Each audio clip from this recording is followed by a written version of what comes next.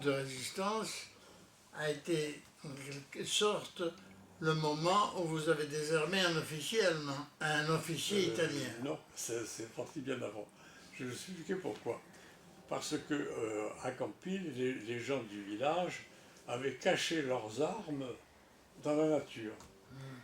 Et j'avais un ami qui est mort aussi, le pauvre, César Graziani, de la famille Battaglini, et qui possède toujours d'ailleurs une immense, une très grosse forêt de chênes qui se trouve sur la route qui va entre Campil et Bizinc. Et là, c'est des chênes, mais qui sont plantés au milieu des rochers. Donc, on ne peut même pas passer, il n'y a pas de sentier, il n'y a rien. Il faut sauter de rocher en rocher. Et comme j'avais su, je ne sais pas comment, qu'ils avaient planqué leurs armes, donc je suis allé fouiller. Et je suis tombé sur un endroit. Alors là, vraiment, c'était pas de. Il y avait de la mousse qui avait été arrachée et remis dans les interstices. Alors, j'ai tiré la mousse, et puis après, j'ai tiré les pierres, et là, Dieu merci, il y avait tout ce qu'il fallait pour ça.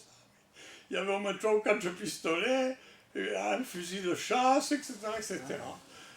Et alors, en particulier, je me souviens, j'avais pris un pistolet, c'était un pistolet italien ou allemand, mais je crois que c'était un pistolet allemand. Et alors, je suis parti tout de suite un peu plus loin sur la route de Bizinc qui m'exerçait sur un châtaignier. Et alors, les gens du village ont dit, ça y est, il y a un affrontement avec les Italiens. Bon, c'était pas du tout ça, hein. C'était pas du tout. Alors, là, ensuite, par contre, ce qui s'est passé, si vous voulez, c'est que, donc, M. Philippe et M. Graziani, et en particulier M. Leonelli, parce que le chef de la résistance de notre canton, ça était M. Leonelli, qui habitait Barquette, qui était directeur d'école en retraite. À l'époque, il était encore en fonction. Et donc, c'est lui qui nous donnait des instructions. Et après, les deux responsables, après lui, pour Campil, c'était M. Philippe, qui était facteur, et M. Graziani, qui habitait Antibia. Et c'était eux qui nous disaient ce qu'il fallait qu'on fasse. En fait, si vous voulez, ça consistait tout simplement à aller se balader et à voir ce qu'ils fabriquaient. Par exemple, on descendait jusqu'à la Goumise, et puis après on remontait à pied, et on voyait. Mais à l'époque, les Italiens, si vous voulez, on les voyait très peu, sauf l'Ovre. Alors là, j'ai vu l'Ovre en action. Hein.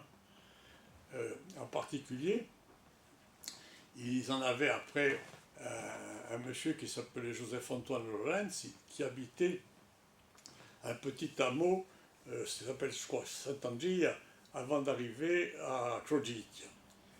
Et donc, l'Ovre avait reçu pour l'instruction de l'arrêter, parce que c'était un résistant. Et quand l'Ovre s'est arrêté devant sa maison, lui, il avait un pistolet qu'il avait mis par sécurité sur la planche qui était juste au-dessus de l'entrée de sa porte.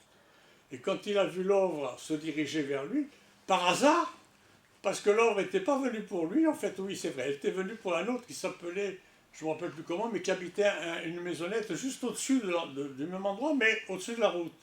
Mais quand ils ont vu Joseph-Antoine, comme il devait avoir sa photo, ils ont décidé d'aller prendre Joseph-Antoine. Mais Joseph-Antoine, il a pris le revolver et il en a séché un. Et après, il est parti en galopant, ils lui ont tiré à la mitraillette, il a été blessé.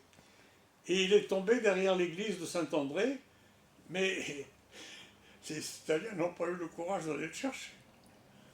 Voilà. Donc après, il a descendu, je crois qu'on l'a soigné dans le petit village justement de Casani, un truc comme ça. Quoi. Et lui, il s'appelait Joseph-Antoine Lorenzi. Lorenzi. Joseph-Antoine. Joseph-Antoine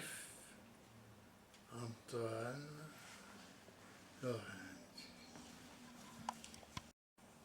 Il y a eu de plus en plus d'accrochages avec les troupes italiennes. Non, dans l'année 43. Les Italiens Non. si vous voulez, contrairement à ce qu'on dit, à part l'Ovre, si vous voulez, qui faisait la chasse aux résistants, les troufions italiennes n'étaient pas emmerdants, hein, pas du tout. Alors là, les chemises noires, c'est autre chose, hein, mais il n'y en avait pas beaucoup de chemises noires encore. Il y avait surtout des troupes normales, quoi. Et par contre, si vous voulez, il s'est passé un phénomène. C'est que quand la libération a été déclarée, les Italiens, eux, se sont rangés du côté des partisans. Sauf, évidemment, les quelques chemises noires complètement fascistes, quoi. Mais les soldats italiens par eux-mêmes étaient très contents que l'armistice soit signé. Et donc, moi, on me demandait de descendre à Casamozza, comme j'étais un gosse. Personne ne me cherchait, quoi. Mais malheureusement, j'avais cette mitraillette de malin. Et quand je revenais de Casamozza, parce qu'il y avait une bataille à Casamozza entre les Italiens et les Allemands. Et quand je revenais, après avoir été sur le champ de bataille, là, quand je revenais, les Allemands me sont arrivés par la route. Et là, j'étais bien obligé parce qu'ils se sont mis à tirer dès qu'ils m'ont aperçu. Et moi, j'ai tiré aussi. Et puis, donc, comme ils allaient me tuer, quoi, parce qu'ils étaient tout prêts. Hein. La chance que j'ai eue, c'est qu'ils avaient mis leur mitraillette sur le pare-brise de leur bagnole. Là. Et donc, j'ai sauté dans le golo. Et le golo, à cet endroit, ça fait une courbe. Et si vous voulez, le golo a creusé sous le rocher et il y a des espèces de petites grottes. Et donc, je me suis enfilé dans une des petites grottes. Alors, les Allemands ont tiré, mais les balles tombaient dans l'eau, moi, elles ne me touchaient pas. Et puis, à ce moment-là, les Italiens qui étaient sur les hauteurs, avant Barquette, sur la ligne de crête, se sont mis eux aussi à tirer sur les Allemands. Et donc, les Allemands ont reflué. Donc, je remonte du Golo, et arrivé sur la route, une autre colonne d'Allemands. Alors là, je suis allé dans une vigne et je me suis mis dans le fossé, juste au-dessus. Elle existe toujours, la vigne, mais le fossé, on ne le voit plus parce qu'il y a le maquis qui a poussé. Et là, j'ai tiré tant que j'ai pu, parce que... Mais heureusement, les Italiens ont quand même tué pas mal d'Allemands, et les 3 camions qui les avaient amenés ont été touchés et ne pouvaient plus démarrer. Donc ils se sont arrêtés de se battre et ils sont repartis de l'autre côté, mais à pied. Les camions sont restés là pendant longtemps, parce qu'ils avaient été, pas détruits, mais ils ne pouvaient plus rouler. Et donc après, je suis monté chez les Italiens, qui m'ont accueilli à bras ouverts, je dois dire, et qui étaient très contents et qui m'expliquaient que... Il y en avait même, ils voulaient m'emmener en Italie. Vous aviez toujours la mitraillette? Non, la mitraillette, je l'avais planquée quand j'ai sauté. Je n'ai pas sauté avec la mitraillette dans le machin. Je l'avais planquée dans les herbes qui étaient juste au-dessus de la... Vous savez, quand je passe devant, le paysage n'a pas changé. Hein.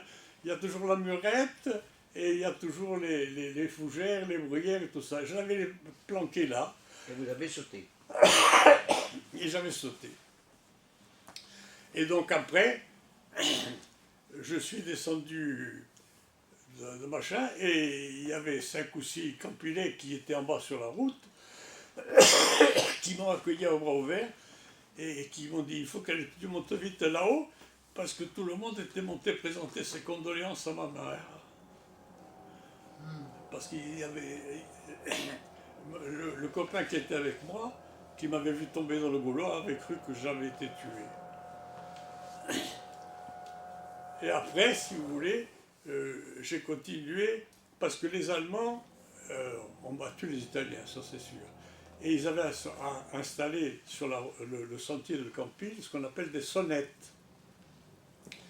Alors des sonnettes, je ne sais plus ce que c'est, c'est des petits postes de garde, où ils sont 2 ou 3, planqués dans le maquis, mais qui voient ce qui se passe sur le sentier. Alors il y en avait 3 ou 4, et moi, si vous voulez, je pouvais descendre sans problème, parce que comme j'étais un petit garçon,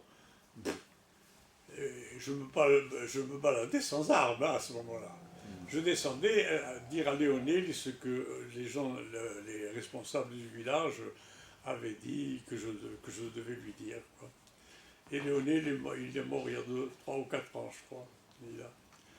Et lui, il en avait gros sur la patate, parce qu'à Marquette, ils ont fait un monument, et celui qui a fait le monument n'a jamais fait la moindre résistance, et il n'a même pas mis le nom de Léonel sur le monument. Il n'a même pas mis. Voilà. Et donc, si vous voulez, par contre, ce qu'il y avait à Campil, c'est que le village a été cerné au moins 2 fois, mais une fois en particulier. Mais là, on avait de la chance. Il y avait si je me souviens, c'était un colonel italien qui prévenait la résistance. Et on était averti qu'il devait y avoir des rafles, quoi. Et alors, donc, à ce moment-là, on partait dans le maquis. Cette année, j'ai voulu, mais je n'ai pas pu, parce que je suis trop vieux, mais on avait 2 grottes. Une toute petite, où on pouvait coucher à 2. Alors, celle-là était près de la maison de chez moi, il fallait faire à peu près 1 kilomètre. Et puis, il y en avait une autre au-dessus de Coste, qui est très grande, elle, alors, où on pouvait coucher à 30 ou 40. Hein. On pouvait. Et c'est quand les Italiens arrivaient, donc on s'en allait là, on était tranquille. Et en particulier, ça c'est ma maman qui me l'a raconté, les Italiens ont cerné la maison parce qu'il y avait quand même 2 Italiens à Campil et qui renseignaient l'œuvre. Et ils sont montés et le capitaine qui les commandait s'est mis à demander à ma mère d'ouvrir les armoires et de déplacer les draps et tout ça pour voir s'il y avait des armes planquées derrière. Et quand ma maman n'allait pas assez vite, avec sa badine, il faisait tomber le drap par terre. Et après, ils sont montés dans le grenier où il y avait le phono d'une sorte de ma maman, de ma tante Nini. Et le capitaine en question, là, il a ouvert le phono, mais pour être sûr qu'il n'y avait pas d'armes cachées dedans, avec la crosse de son pistolet, il a cassé le phono. Il est toujours dans le grenier. Il est toujours. Et par contre, les 2 Italiens qui racontaient des histoires sur nous, il y en a un qui n'était pas méchant, mais il y en avait un qui était vraiment, lui aussi, mussolinien, dirons-nous, qui dénonçait et qui signalait à l'œuvre les histoires des gens. Et alors, je dois dire que celui qui n'était pas méchant, quand il y a eu la libération, il est parti, on ne l'aurait rien fait. Par contre, celui qui était un salaud, celui-là, alors, c'était vraiment un salopard. Il est parti se planquer parce qu'il savait qu'on allait le zigouiller. Et les gens qui sont allés pour l'attraper croyaient qu'il était dans la maison. Et ils tiraient au... Il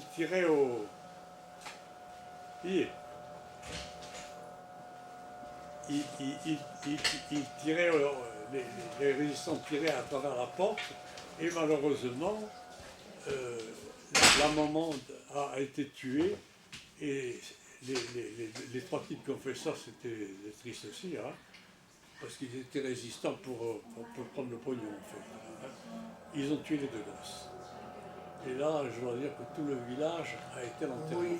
Mais le mari de cette dame en question, qui était planqué derrière un mur, a laissé tuer sa femme et ses 2 enfants et a foutu le camp. Et après, tenez-vous bien, il y avait un juge qui avait été nommé pour chercher les assassins, puisque c'était un crime quand même. Et bien, il a foutu le camp avec la femme du commissaire de police. Voilà comment ça s'est terminé. Voilà, c'était pas des épiciers, Non. ces gens. Non, non, il y avait des petits commerces. Parce qu'à l'époque, Campil était un village très animé. Hein. Il y avait une, deux, trois, quatre, il y avait 5 épiceries. D'accord. Même 6, parce que j'en ai une que j'oublie. 6 épiceries. Et les parents des deux gosses, là, qui avaient été tués, ils n'étaient pas épiciers eux-mêmes, Non, il y avait un petit bazar. un petit bazar. On y trouvait du fil. Voilà. des trucs comme ça. Alors, on serait à ce moment-là allé leur demander des comptes sur leur comportement. Enfin, je crois surtout que ceux qui avaient été, Ouais. qui n'étaient pas plus résistants que n'importe qui, c'est ce qui les intéressait, c'est de prendre le pognon. Voilà. Et ils ne sont pas arrivés à prendre quoi que ce soit, mais ils ont tué par contre. Voilà. Voilà. Et par contre, Et celui qui accompagnait la femme qui a été tuée et les deux enfants qui ont été tués, lui, il s'est sauvé. il s'est sauvé, oui. Et on sait où il est allé. Par contre, après, j'ai fini par savoir comment j'avais été dénoncé. C'était l'ex-mari de ma tantine qui m'avait dénoncé aux Allemands. Qui m'avait. Et alors, tenez-vous bien, quand la débâcle a eu lieu, il est parti avec les Allemands en Italie. Il est parti. Donc, Voilà, vous venez d'élucider un récit qui m'avait été fait, mais qui était très confus au sujet de cette petite famille massacrée, Oui. parce qu'on n'a jamais trop su vraiment comment, pourquoi, par qui, Ah, mais c'était uniquement pour prendre le fric. uniquement une affaire Et d'intérêt. si la dame n'avait pas été derrière la porte, elle n'aurait Elle pas aurait été peut-être tuée. pas Parce que été là, tuée. quand il faut dire à leur décharge qu'ils l'ont tuée sans savoir qu'elle était derrière la porte. Hein. Voilà, Mais elle criait, et ils auraient pu quand même éviter. oui. Et Enfin, c'est parce qu'ils sont rentrés dans la maison qu'ils ont tué les deux non, enfants. elle a été tuée avant qu'ils rentrent dans la maison. Oui, C'est après, quand ils ont rentré, qu'ils ont tué les deux gosses. voilà. Mais la femme avait été tuée avant. Voilà, voilà. Je voulais te rétablir une histoire qui n'était pas très claire et que j'avais de la difficulté moi-même à comprendre. On se demande encore aujourd'hui ce qui s'est passé. Vous venez de l'éclairer en quelque Oui. sorte, hein, en parlant de vos souvenirs. C'est très bien. Vous voyez que petit à petit, on rétablit les choses. Hein. Ouais. il y Alors, avait- vous avez donc participé à la libération de Barquette. Oui. Hein, et J'ai participé à la libération de Marquette et à la bataille de Pontalban. la bataille de Pontalban. Et j'ai été à Casamance au moment de la bataille. Et alors là, je dois dire une chose, c'est que la bataille était terminée. Je vais vous expliquer pourquoi. Parce que les Italiens avaient des positions sur la colline au-dessus de Casamance. Et quand je suis monté, il n'y avait plus d'Italiens. Mais ce que je peux vous dire, c'est que les pâtes étaient encore tièdes dans les gamelles. Et après, j'ai eu l'explication. C'est-à-dire que les Allemands, qui n'étaient pas nombreux, ils étaient une vingtaine ou une trentaine, pas plus. Eux, ils n'avaient pas attaqué de front, les Italiens. Ils étaient passés par Borgo, ils étaient montés par la route, et ils étaient redescendus derrière. Et quand les Italiens les ont vus arriver, du coup, ils ne sont même pas battus, ils ont tout lâché. Tout. Alors, la route de Barquette, de Casamance jusqu'à Barquette, je peux vous dire que vous pouviez vous équiper complètement. Il y avait les vestes, les godasses, les bandes moltières, et même de temps en temps un fusil, des trucs comme ça. Rien de capier à doudou. Et, ah oui, il avait tout balancé par terre. Et il y en avait même qui avaient enlevé les chaussures pour galoper plus vite. Ah bon? Et alors, je vais vous raconter une petite histoire. C'est qu'avec un de mes cousins, on nous avait demandé de descendre voir ce qui se passait un peu plus tard. Donc, on était descendu et je me souviens, j'avais le pistolet du mari de mes tantes. C'était un pistolet espagnol de la marque Zulaïka, je me souviens. Et alors, on était à la gare de Marquette et brusquement, on voit un Italien qui galopait. Et alors, avec un de mes cousins, on a dit, tiens, on va le faire trotter. Et quand il venait vers nous, je tirais deux coups en l'air. Hop, il a fait demi-tour, il est reparti de l'autre côté. Et après, on a vu qu'il revenait par derrière. On a tiré nous, hop. Et puis à la fin, on a laissé tomber le pauvre. Quand même, vous ne voulez pas lui faire de mal, hein? Vous ne voulez pas? Je voulais vous poser une question. Et à Campil, vous vous méfiez des collabos? À Campil, Il y en avait? on avait Vous les connaissiez? un collabo, mais ce collabo, c'était surtout un collabo avec les Allemands. Et c'était l'ex-mari de la sœur de mon grand-père. Il s'appelait Timoléon Pasquali. C'était le fils d'un poète du temps de Napoléon, je crois. Ou le petit-fils. Hein. Et finalement, alors il est parti, si vous voulez. Il a embarqué avec les Allemands qui l'ont emmené donc en Italie. Et puis un beau jour, il a été libéré par des partisans italiens. Et un jour, il est revenu à Campil. Et qu'est-ce que vous voulez qu'on lui fasse, hein? Parce que, si vous voulez, à la libération, on avait arrêté tous les collabos. Alors on avait arrêté justement Timoléon, on avait arrêté le maire, son fils, etc. Et on les gardait prisonniers. Mais on ne leur a pas fait de mal. Ah, et puis il y a une chose, il faut que j'ajoute, on avait fait quand on a pris l'usine de Barquette, c'est la première chose qu'on a faite, hein, prendre l'usine de Barquette. On a fait prisonnier des Allemands. Mais ils n'étaient pas nombreux, ils étaient 3 ou 4 si vous voulez. Et il y en avait un, je me souviens, il s'appelait Karl, c'était un costaud. Parce qu'à l'époque, à Barquette, il y avait un entrepôt. Et on rentre dans l'entrepôt, il y avait, si vous voulez, des boîtes grosses comme ça et hautes comme ça, empilées jusqu'au plafond, à peu près la taille de cette pièce-là. On ouvre, ça puait, on a tout foutu dans le golo. Et un beau jour, on avait un ami qui avait été patron d'un bistrot de Paris. Et on lui dit, ben mon vieux, qu'est-ce qu'il bouffe comme saloperie? Il dit, mais mon imbécile, c'était de la choucroute. Par contre, il y avait des petites boîtes grandes comme ça et hautes comme ça, qui étaient pleines de petits cigares. Tiens. Ah oui, alors là, ceux-là, on les a ramassés. Et puis il y avait aussi du fromage dans des tubes. Des tubes. Je me souviens, c'était du fromage, on aurait dit... pas de la vache qui rit, mais c'était plus solide que la vache qui rit, mais enfin c'était le même genre, quoi. Et c'était vaguement jaune foncé, quoi. Et on a pu fumer pendant un certain temps. Et puis ils avaient aussi des cigarettes, mais dans des boîtes en fer.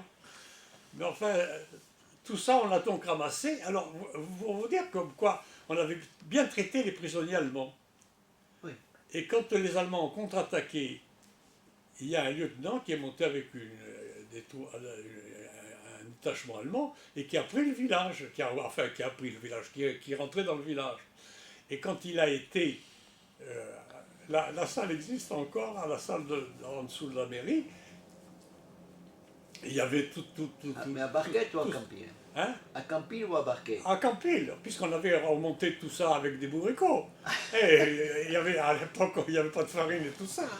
On faisait du pain noir, je me souviens, avec cette farine. Et donc, le lieutenant était en colère, il considérait qu'on avait fait du pillage. Et oui, c'est vrai. Mais les Allemands qu'on a vus prisonniers leur ont dit non, non, non, non. L'Allemand, en partie le dénommé Karl, a expliqué à fameux officier que nous les avions délivrés des Italiens qui les avaient fait prisonniers. Et donc, du coup, Ça s'est bien passé. ils sont repartis sans rien nous faire. Sinon, mon vieux, on aurait passé un mauvais quart d'heure.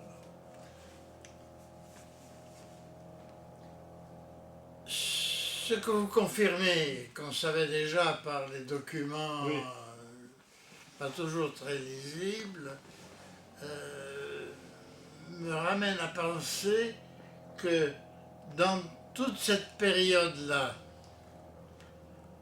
vous étiez un enfant. Oui, mais enfin, c'est...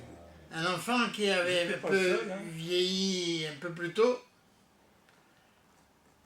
Mais la résistance, elle est partie beaucoup des enfants, des filles, des enfants scolarisés, très jeunes. Ah Et oui, les parce premiers- que j'ai un camarade, André Tristan, Voilà, et il a fait la que même j'ai chose que moi. connu, oui, Il a fait la même chose que et moi. qui était à peu près de votre âge On à avait le même l'époque. âge, on était en classe ensemble, au lycée ensemble.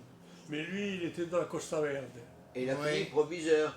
Hein? Oui, Il a fini directeur ou proviseur. Proviseur dans un lycée en Oui. Afrique. oui. Je l'ai connu. Il était En marié avec Afrique, et une puis à Bastia fille de aussi, notre son village, sœur à Paulette. Bastia. C'était un garçon très très gentil. C'est- Vous l'avez connu? Oui, moi j'ai bien connu. Ah, C'est bon à savoir cet aspect particulier des choses. La France envahie, complètement traumatisée, ne sait pas quoi faire. Et puis des gosses ont commencé dans les villes à écrire sur les murs, à faire des toutes petites choses qui ont commencé à éveiller des consciences. enfin, en tous les cas, ce que je peux dire, c'est que les lycéens de Bastia, vraiment, d'une façon générale, étaient tous anti-italiens. Hein.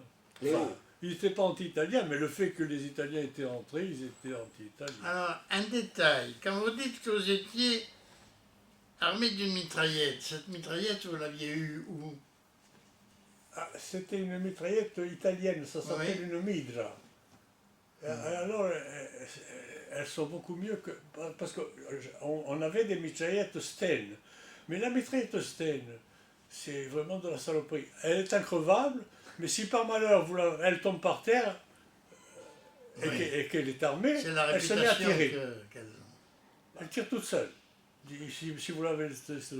Tandis que la mitraillette italienne, d'abord, les balles, c'est des 12,5, et en plus, elle a une capacité de tir énorme. Hein. Mais j'étais le seul à en avoir une.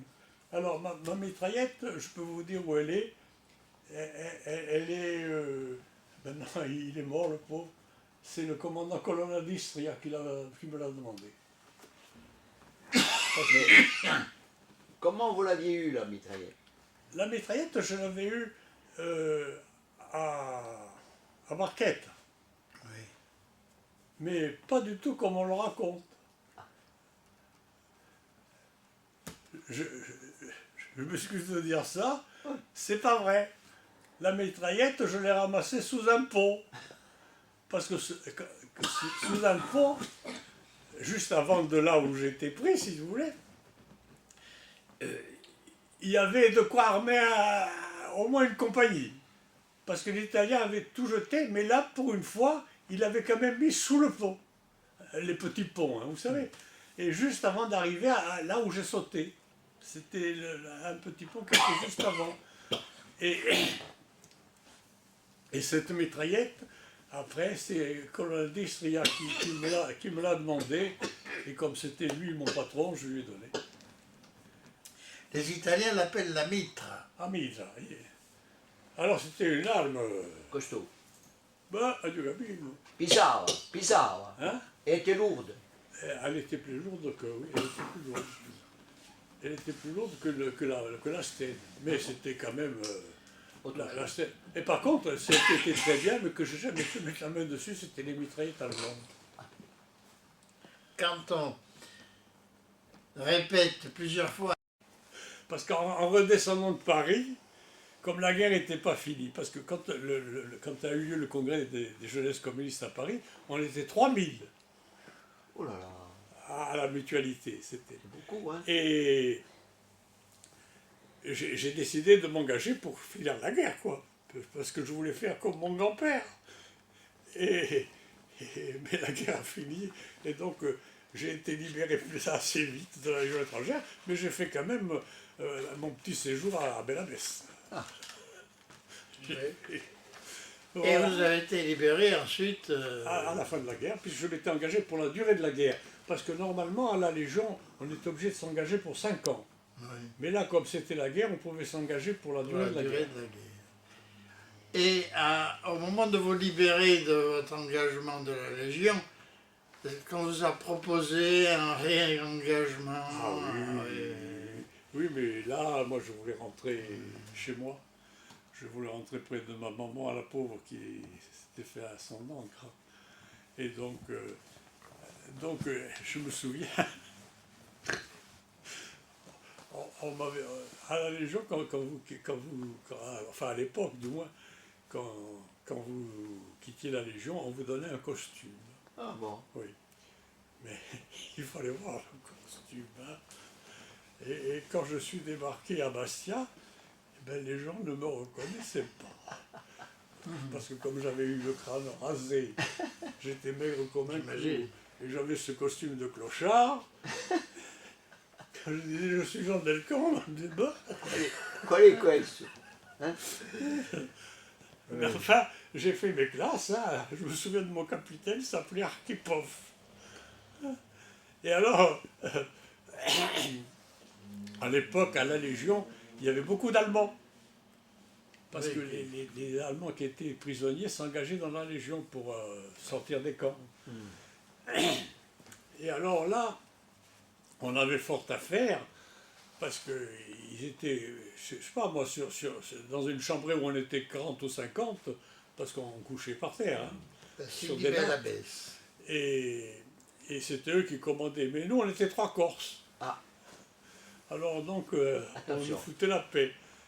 Et moi, mon quart de vin, quand j'ai jamais bu, hein, de ma vie, il me servait à faire laver mes chemises. Il me servait. Par échange. Voilà.